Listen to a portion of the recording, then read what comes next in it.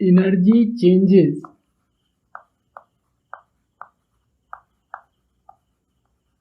in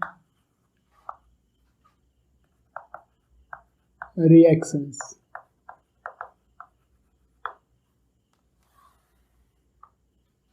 अब इस topic में हम लोग एनर्जी के बेसिस पर रिएक्शंस को कैटेगराइज करने वाले हैं, और ये जो क्लासिफिकेशन है इसमें हम लोग एनर्जी को मेन बेसिस सपोज कर रहे हैं, मतलब एनर्जी किसी रिएक्शन में एब्जॉर्ब किया जा रहा है या फिर एनर्जी रिएक्शन कंप्लीट होने के बाद इमिट हो रही है या इवॉल्व हो रही है, ठीक है ना।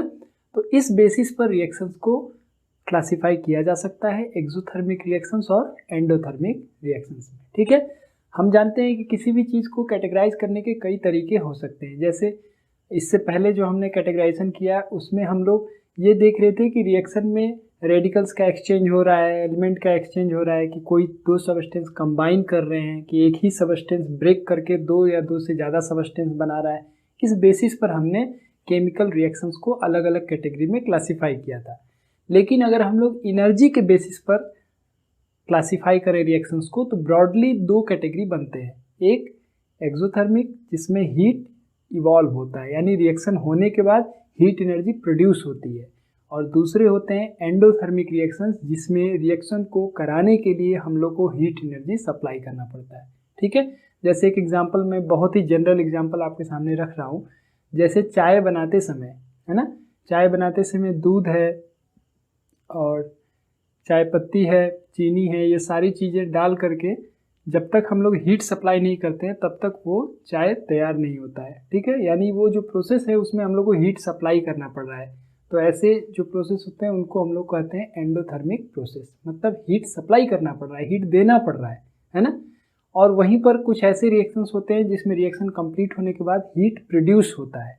तो इस बेसिस पर रिएक्शंस को दो अलग कैटेगरी बना दिए गए, एक्सोथर्मिक एंड एंडोथर्मिक रिएक्शंस, ठीक है।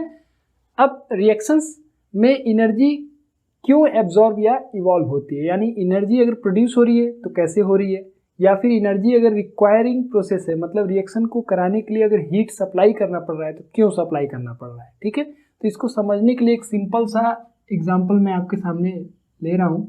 मान लीजिए हाइड्रोजन है और आयोडीन है, ये आपस में रिएक्ट कर रहे हैं तो बन रहा है 2HI।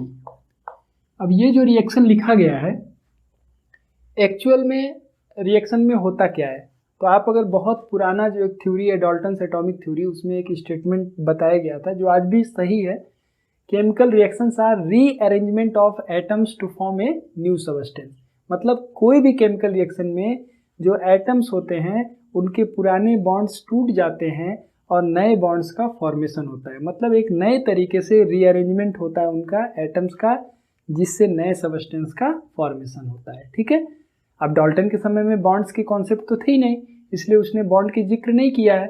लेकिन आज के कॉन्सेप्ट के अकॉर्डिंग हम इस बात को समझ सकते हैं कि जब भी कोई रिएक्शन होता है तो जो पहले से बॉन्ड प्रेजेंट है रिएक्टेंट में वो बॉन्ड्स टूट जाते हैं और कुछ नए बॉन्ड्स का फॉर्मेशन होता है, और नए बॉन्ड्स के फॉर्मेशन के बाद नया प्रोडक्ट हम लोग को मिल जाता है, ठीक है। जैसे इस रिएक्शन को अगर हम लोग बॉन्ड के फॉर्म में रिप्रेजेंट करें तो देखिए हाइड्रोजन मॉलिक्यूल मतलब दो हाइड्रोजन एटम के बीच में इस तरह से बॉन्ड है, आयोडीन मॉलिक्यूल मतलब दो आयोडीन एटम के बीच में इस तरह से बॉन्ड है, ठीक है। मैं इस बॉन्ड को इस कलर से रिप्रेजेंट कर दूं, ये आपका बॉन्ड दिख रहा है आपको, ठीक है। लेकिन जब केमिकल रिएक्शन होगा तो क्या होगा कि धीरे धीरे ये बॉन्ड टूटना शुरू हो जाएगा और यहाँ इनके बीच में बॉन्ड बनना शुरू हो जाएगा, यानी एक स्टेट ऐसा आएगा जिसमें पुराने बॉन्ड आधा टूट चुके होंगे और नए बॉन्ड का आधा फॉर्मेशन हो चुका होगा। देखिए टूट चुका है बॉन्ड और ये जो है आपका बन रहा है, फिर ये टूट चुका है और ये आपका बन रहा है, ठीक है। हम लोग ऐसे इंडिकेट कर सकते हैं ये आपका ब्रेकिंग हो रहा है और ये आपका फॉर्मेशन हो रहा है। अल्टीमेटली क्या होगा, ये बॉन्ड पूरी तरह से टूट जाएगा और ये नया बॉन्ड जो है पूरी तरह से बन जाएगा। तो एक मॉलिक्यूल ये बन गया हाइड्रोजन आयोडाइड और एक मॉलिक्यूल ये बन गया हाइड्रोजन आयोडाइड। तो टोटल कितने हाइड्रोजन आयोडाइड के मॉलिक्यूल बने, 2, इसीलिए यहाँ लिखा गया 2HI। तो रिएक्शन कुछ इस तरह से होता है। एक सिंपल कॉन्सेप्ट से अगर हम लोग समझना चाहें तो ये इसका बहुत अच्छा एग्जाम्पल है, ठीक है। अब दूसरी बात ये है कि जब बॉन्ड को तोड़ना है तो बॉन्ड कैसे टूटेगा। बॉन्ड तोड़ने के लिए हमें क्या करनी पड़ेगी, एनर्जी सप्लाई करनी पड़ेगी। जैसे मान लीजिए कि दो दोस्त हैं, आपस में इस तरह से हाथ जोड़ करके खड़े हैं, ठीक है। अब एक तीसरा आदमी आया, उसको जो है इसको अलग करना है। ए है, बी है और ये तीसरा आदमी सी है। अब सी अगर इसको अलग करना चाहता है इससे, तो क्या करना पड़ेगा, एनर्जी सप्लाई करना पड़ेगा, खींचना पड़ेगा फोर्स लगा करके, ठीक है। जब फोर्स अप्लाई कर रहा है तो एनर्जी लगेगा ही लगेगा, क्योंकि फोर्स अप्लाई कर रहा है, कुछ वर्क होगा तो एनर्जी भी खर्च होगी। ठीक वैसे ही कॉन्सेप्ट आप समझ सकते हैं कि जब भी दो एटम बॉन्ड से जुड़े हुए हैं तो अगर इस बॉन्ड को तोड़ना है तो एनर्जी खर्च करनी पड़ती है, ठीक है ना। यानी energy has to be supplied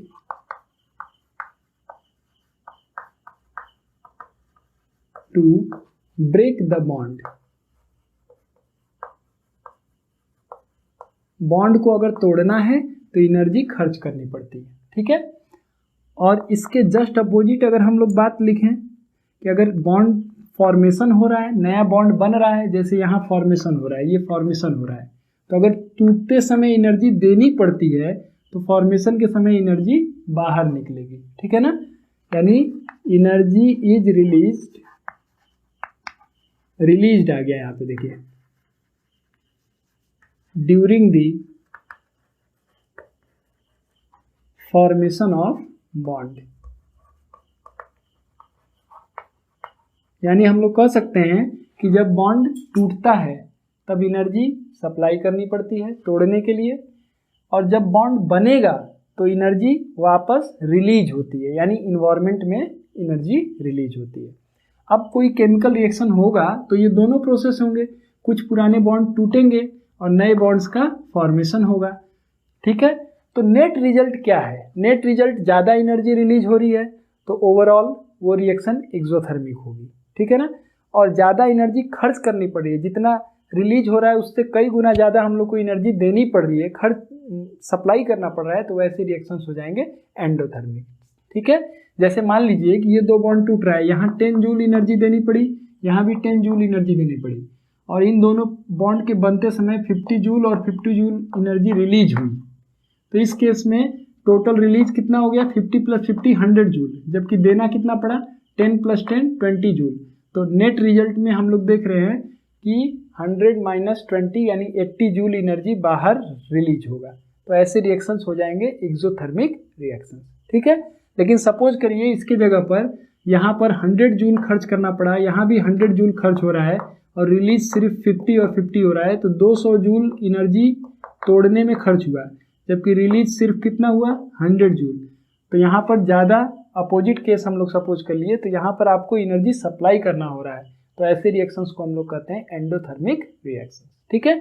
मतलब कि कोई भी केमिकल रिएक्शन होगा तो उसमें दोनों प्रोसेस होंगे, जो पुराने बॉन्ड्स होंगे वो टूटेंगे, टूटते समय एनर्जी खर्च करनी पड़ती है, यानी सप्लाई करनी पड़ती है तोड़ने के लिए, और जब नया बॉन्ड बनेगा तो एनर्जी रिलीज होगी, ठीक है ना, समझ में आ रहा है। ये आपका मान लीजिए ये आपका सबस्टेंस है, तो एनर्जी हम लोग सप्लाई करते हैं, या जरूरी नहीं हम लोग सप्लाई करें, सन से एनर्जी मिल सकती है, सन का रेडिएंट एनर्जी मिल सकता है, इन्वायरमेंट में भी हीट एनर्जी है, हमारे जो सराउंडिंग है वहाँ भी तो हीट एनर्जी है।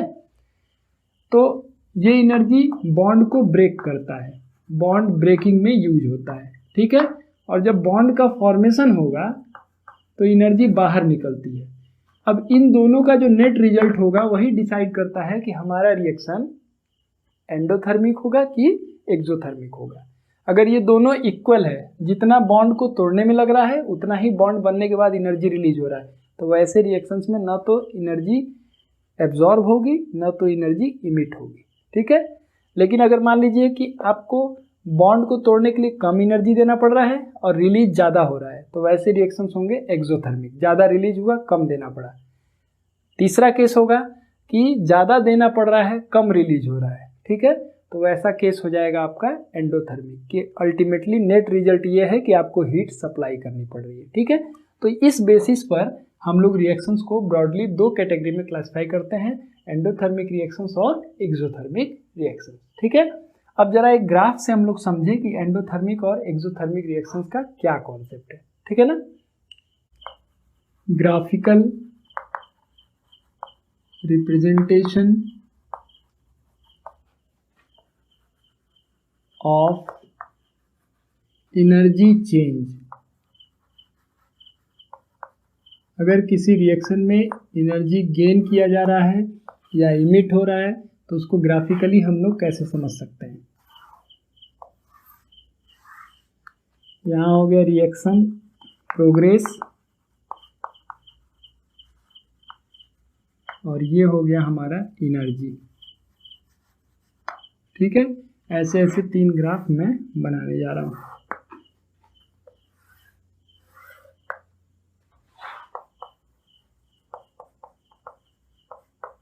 कोई भी सबस्टेंस की अपनी जो एनर्जी होती है, ठीक है, उसको हम लोग कह सकते हैं कई सारे फॉर्म में हो सकता है, केमिकल एनर्जी, पोटेंशियल एनर्जी, कई सारे फॉर्म में जो उसके पास अपनी एनर्जी होती है उसको हम लोग कहते हैं इंटरनल एनर्जी। ठीक है ना, उसकी अपनी एनर्जी होती है, वो उसी बेसिस पर हम लोग को ये समझना है।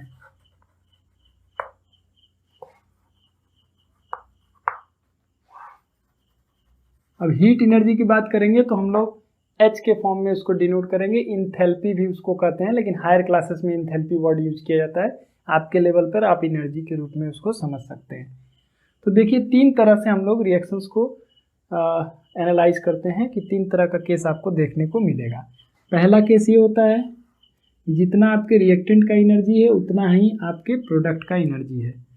तो ऐसे रिएक्शंस को हम लोग इस ग्राफ से रिप्रेजेंट करते हैं। ठीक है, ये आपका रिएक्टेंट हो गया और ये आपका प्रोडक्ट हो गया। ठीक है, इसकी एनर्जी कितनी है, HR है, और इसकी एनर्जी कितनी है, HP है, और दोनों ही इक्वल है। ये क्या है, ये एक्टिवेटेड स्टेट है, यानी रिएक्टेंट डायरेक्ट प्रोडक्ट में नहीं चेंज होता है। जैसे अभी आपको ये रिएक्शन मैंने बताया ना, H2 + I2 गिव्स 2HI, तो ये डायरेक्ट नहीं बदलता है। पहले H और H ये रिएक्टेंट हो गया, आयोडीन और आयोडीन ये रिएक्टेंट है।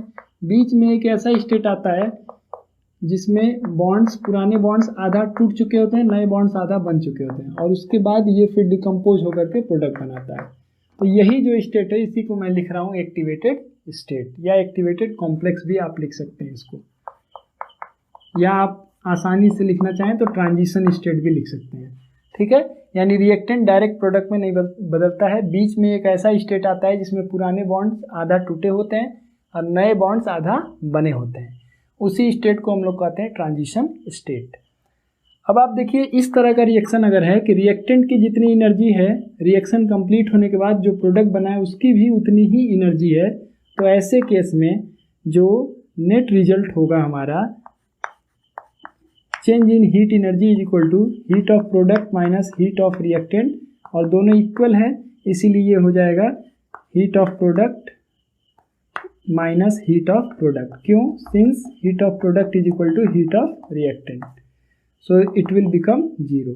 तो ऐसे रिएक्शंस को कहते हैं एथर्मिक रिएक्शंस, मतलब न तो वो एनर्जी एब्जॉर्ब करेगा न तो वो एनर्जी इमिट करेगा। ठीक है, ऐसे रिएक्शंस को हम लोग कहते हैं एथर्मिक रिएक्शंस। दूसरा कैटेगरी देखिए, रिएक्टेंट ये है और प्रोडक्ट ये है, और ये हमारा हो गया ग्राफ। ये रिएक्टेंट हो गया और ये आपका प्रोडक्ट हो गया। ये इसकी एनर्जी हो गया HR और इसकी एनर्जी हो गई HP, और ये आपका ट्रांजिशन स्टेट है। तो इस केस में अगर आप हीट ऑफ रिएक्शन निकालेंगे या एनर्जी ऑफ द रिएक्शन निकालेंगे तो यहाँ पर HP माइनस HR होगा, मतलब heat of product minus heat of reactant. और आप जान रहे हैं कि यहाँ पर हीट ऑफ प्रोडक्ट की वैल्यू क्या है, ज़्यादा है। हम लोग लिख सकते हैं since heat of product is greater than heat of reactant, so delta H is positive, है ना। ये बड़ा है ये छोटा है, तो बड़े में से छोटा घटाएंगे तो हमेशा क्या आएगा, पॉजिटिव आएगी उसकी वैल्यू। तो अगर डेल्टा एच की वैल्यू पॉजिटिव है, ऐसे रिएक्शंस को कहते हैं एंडोथर्मिक रिएक्शंस। मतलब इस रिएक्शन को कंप्लीट करने के लिए एनर्जी सप्लाई करनी पड़ेगी। क्यों? रिएक्टेंट से ज़्यादा एनर्जी प्रोडक्ट का है। मान लीजिए रिएक्टेंट की एनर्जी 30 जूल है और प्रोडक्ट की एनर्जी 80 जूल है, तो जाहिर सी बात है कि 50 जूल जो डिफरेंस दिख रहा है इन दोनों का, ये जो डिफरेंस है, इतना एनर्जी आपको सप्लाई करना पड़ेगा रिएक्शन को कंप्लीट करने के लिए। समझ में आ रहा है? तो ऐसे रिएक्शंस को हम लोग कहते हैं एंडोथर्मिक रिएक्शन। ठीक है, यानी the reactions which proceed by the absorption of heat energy, कि इसको अगर इसमें बदलना है तो इतना एनर्जी एब्जॉर्ब करना पड़ेगा, चाहे वो हीट के फॉर्म में एब्जॉर्ब करे, चाहे लाइट के फॉर्म में एब्जॉर्ब करे, या इलेक्ट्रिकल एनर्जी के फॉर्म में एब्जॉर्ब करे, लेकिन इतना अमाउंट एनर्जी का वो एब्जॉर्ब करेगा रिएक्टेंट, तभी प्रोडक्ट में चेंज हो पाएगा। ठीक है, अब तीसरा देखिए, तीसरा केस ये है, ये रिएक्टेंट है और ये प्रोडक्ट है। तो यहाँ आप देखिए क्या हो रहा है, ये रिएक्टेंट हो गया, heat of reactant and heat of product. तो यहाँ इस केस में अगर डेल्टा एच निकालेंगे, हीट ऑफ रिएक्शन या एनर्जी ऑफ रिएक्शन, तो वो कितना आएगा, H P minus H R. अब आप देखिए ये वैल्यू कम है और ये वैल्यू ज़्यादा है, मतलब since h p is less than h r, therefore delta h is equal to negative. ये वैल्यू निगेटिव आएगी, मतलब रिएक्टेंट जब प्रोडक्ट में बदलेगा तो एनर्जी कम हो जा रही है, तो इसके पास ज़्यादा एनर्जी था लेकिन प्रोडक्ट बनने के बाद कम एनर्जी रहेगा, तो इतना एनर्जी जो होगा बाहर सराउंडिंग में बाहर निकल जाएगा। ठीक है, एच न्यू ना लिखें, एनर्जी लिख दें, एनर्जी बाहर निकल जाएगा। जो एक्स्ट्रा एनर्जी था रिएक्टेंट के पास, सपोज करिए रिएक्टेंट के पास 100 जूल था और प्रोडक्ट के पास केवल 30 जूल होना चाहिए, तो 70 जूल जो एक्स्ट्रा है रिएक्टेंट के पास, वो बाहर सराउंडिंग में निकल जाएगी। तो ऐसे रिएक्शंस को हम लोग कहते हैं एक्सोथर्मिक रिएक्शंस, इसीलिए यहाँ पर निगेटिव आ रहा है साइन। ये है आपका एक्सोथर्मिक रिएक्शंस। मतलब एक्सो मीन्स बाहर निकलना, थर्म मीन्स है हीट से। तो अगर हीट बाहर निकलती है रिएक्शन से, यानी रिएक्शन होने के बाद हीट बाहर निकल रही है, रिएक्शन से इवॉल्व हो रही है, तो ऐसे रिएक्शंस को हम लोग कहते हैं एक्सोथर्मिक रिएक्शन। और एंडोथर्मिक में क्या है, हीट सप्लाई करना पड़ता है, यानी रिएक्शन को कराने के लिए रिएक्टेंट को पहले हीट करना पड़ेगा, तभी जाकर के वो प्रोडक्ट में बदलेगा। यहाँ क्या होता है, गेन इन हीट, यहाँ पर एनर्जी जो होगा एब्जॉर्ब होगा, और वहाँ क्या हो रहा है, एनर्जी रिलीज हो रहा है, वो बाहर निकलेगा, और यहाँ हम लोग को सप्लाई करना पड़ेगा। ठीक है, तो इस तरह से हम लोग बहुत आसानी से समझ सकते हैं कि एंडोथर्मिक रिएक्शन किसको कहते हैं और एक्सोथर्मिक। एंडो मीन्स अंदर जाएगा वो हीट एनर्जी, ठीक है ना, यानी रिएक्शन जो हो रहा है उस रिएक्टेंट को पहले हीट करना पड़ेगा, तब वो रिएक्टेंट चेंज होगा, प्रोडक्ट में एनर्जी देनी पड़ेगी। एक्सोथर्मिक में क्या है, रिएक्टेंट जब प्रोडक्ट में बदलेगा तो वो बदल जाएगा और कुछ हीट बाहर निकाल देगा, जिसकी वजह से आपका जो वेसल होगा, जिस बर्तन में उस रिएक्शन को कराया जा रहा है, वो रिएक्शन का बर्तन जो होगा वो गर्म हो जाएगा। ठीक है ना, तो इस तरह से हम लोग दो कैटेगरी बना सकते हैं एनर्जी के बेसिस पर, एंडोथर्मिक रिएक्शंस और एक्सोथर्मिक रिएक्शन। अब इनको मैं डिफाइन करूंगा, इनके कुछ एग्जांपल्स लिख दूंगा, जिससे कि आप चीज़ों को और क्लियरली समझ सकें। Exothermic reactions,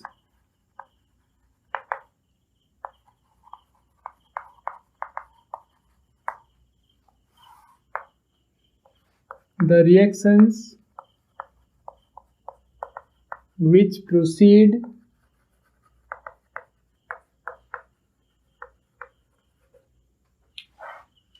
with the evolution of heat energy are called exothermic reactions. ठीक है, जहां हम लोग देखते हैं कि रिएक्शन कंप्लीट होने के साथ साथ हीट भी रिलीज हो रही है, यानी रिएक्टेंट जब प्रोडक्ट में बदल रहा है तो हीट भी प्रोड्यूस हो रहा है, तो ऐसे रिएक्शंस को हम लोग कहते हैं एक्सोथर्मिक रिएक्शन। एग्जांपल देखिए, N2 + 3H2 gives 2NH3 plus heat. देखिए प्लस हीट लिख रहा हूँ मैं, मतलब प्रोडक्ट बनने के साथ साथ हीट भी प्रोड्यूस हो रहा है। हालांकि यहाँ भी हीट का साइन लगाया गया, क्यों, क्योंकि शुरू में थोड़ा सा हीट करना पड़ता है रिएक्शन को, ताकि मॉलिक्यूल्स में काइनेटिक एनर्जी डेवलप हो ताकि वो आपस में टकराएं, लेकिन जितना यहाँ सप्लाई करना पड़ेगा उससे कई गुना ज़्यादा हीट प्रोड्यूस होता है रिएक्शन होने के बाद, इसीलिए इस रिएक्शन को एक्सोथर्मिक रिएक्शन के कैटेगरी में रखा गया है। ऐसा ही आपका वाटर का फॉर्मेशन है 2H2 प्लस O2, 2H2O, इसमें भी हीट प्रोड्यूस होता है। एक बहुत फेमस रिएक्शन है 4NH3 प्लस 5O2, ये नाइट्रिक एसिड के बनाने का जो इंडस्ट्रियल मेथड है उसी का रिएक्शन है ये। 4NH3 plus 5O2 gives 4NO plus 6H2O plus heat. तो ये तीनों रिएक्शंस को हम लोग एक्सोथर्मिक रिएक्शंस कहते हैं। क्यों? क्योंकि रिएक्टेंट जब प्रोडक्ट में बदल रहा है तो प्रोडक्ट बनने के साथ साथ हीट भी प्रोड्यूस होता है। ठीक है, तो ऐसे रिएक्शंस को हम लोग कहेंगे एक्सोथर्मिक रिएक्शंस। अब दूसरा है हमारा endothermic reactions.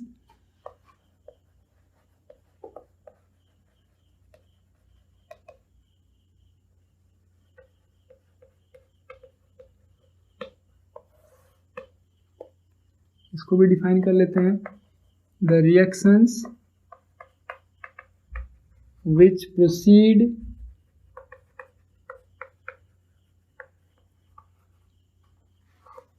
with the absorption of heat energy are called endothermic reactions. ठीक है, मतलब जिनमें रिएक्शन को कंप्लीट करने के लिए हीट सप्लाई करना पड़ता है, जैसे CaCO3 plus heat gives CaO plus CO2।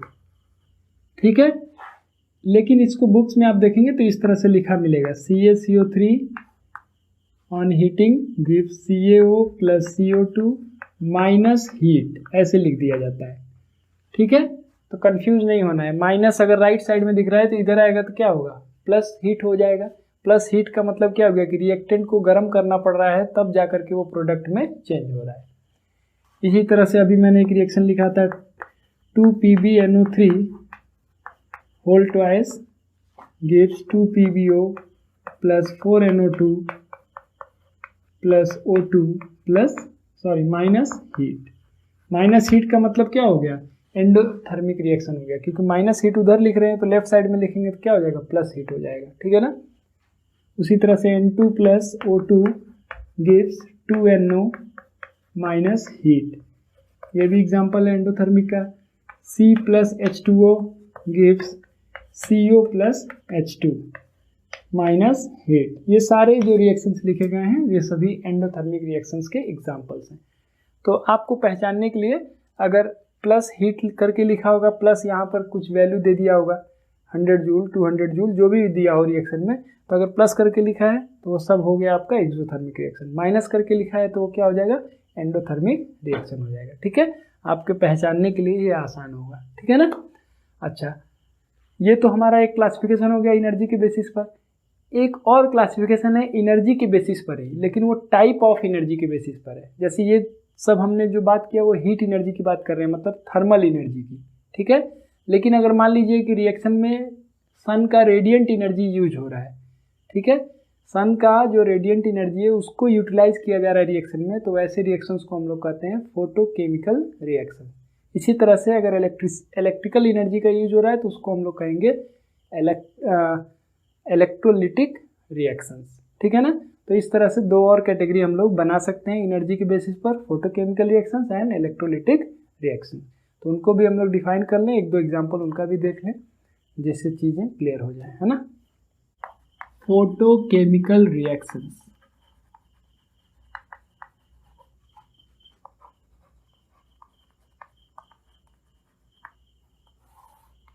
चलिए डिफाइन करते हैं। The reactions which proceed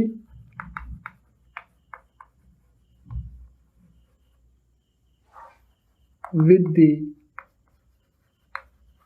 absorption of light energy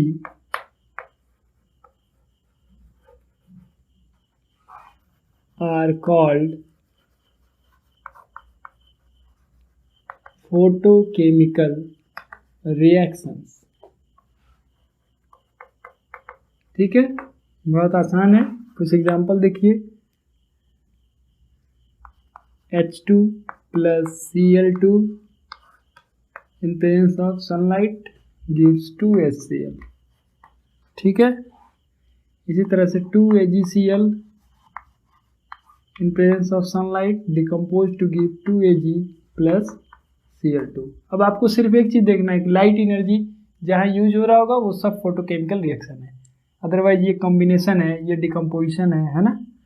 उसी तरह से फोटोसिंथेसिस देखिए, 6CO2 plus 12H2O in presence of sunlight and chlorophyll. Sunlight को HNU से रिप्रेजेंट कर रहे हैं, क्या बनेगा C6H12O6 plus 6H2O plus 6O2। ये भी आपका फोटोकेमिकल रिएक्शन का एग्जाम्पल है, ठीक है ना। अच्छा, अब दूसरा जो मैं बात कर रहा था कि इलेक्ट्रोलिटिक रिएक्शंस, तो उसको भी डिफाइन कर लिया जाए और एग्जाम्पल भी देख लिया जाए। इलेक्ट्रोलिटिक रिएक्शंस डिफिनीशन बहुत इजी है। The reactions which proceed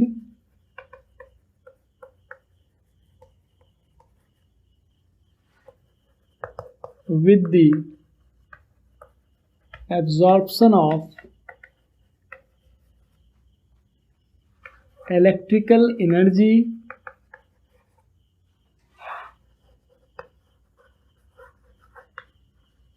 are called electrolytic reactions।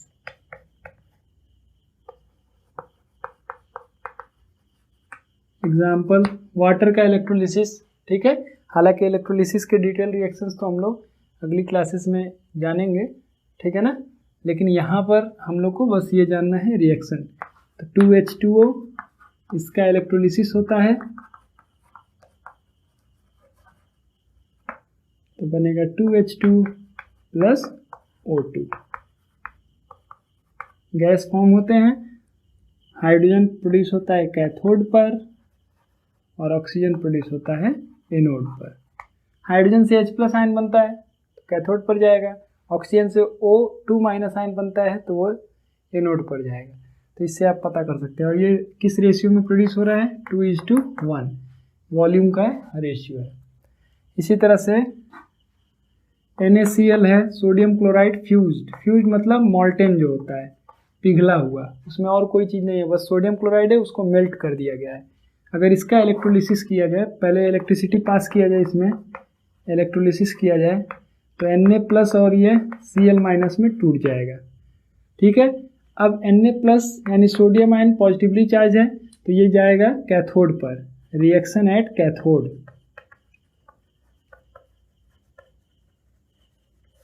Cathode पर Na+ जाएगा, पॉजिटिव आयन है, एक इलेक्ट्रॉन गेन करेगा और ये चेंज हो जाएगा सोडियम सॉलिड में। ठीक है, और एनोड पर क्या होगा, रिएक्शन एट एनोड। एनोड पर ऑक्सीडेशन होता है, यानी ये Cl- जो है, एक नेगेटिव चार्ज जो एक्स्ट्रा है, इलेक्ट्रॉन एक्स्ट्रा होने की वजह से, तो ये एक इलेक्ट्रॉन रिमूव कर देगा और ये बन जाएगा Cl में। बाद में ऐसे ऐसे दो Cl आपस में मिल करके बना देंगे Cl2। यानी आप कह सकते हैं कि कैथोड पर सोडियम मेटल डिपॉजिट होगा और एनोड पर क्लोरीन गैस का फॉर्मेशन होगा। ठीक है, तो इस तरह से हम लोग देख रहे हैं कि इलेक्ट्रिसिटी का यूज करके भी रिएक्शन कराया जा सकता है और ऐसे रिएक्शंस को हम लोग कहते हैं इलेक्ट्रोलिटिक रिएक्शंस। ठीक है, तो सिलेबस काफ़ी रिड्यूस हो गया है, पहले काफ़ी बड़ा था इस चैप्टर में जो सिलेबस का कंटेंट था, लेकिन अभी सिलेबस काफ़ी कम हो गया है।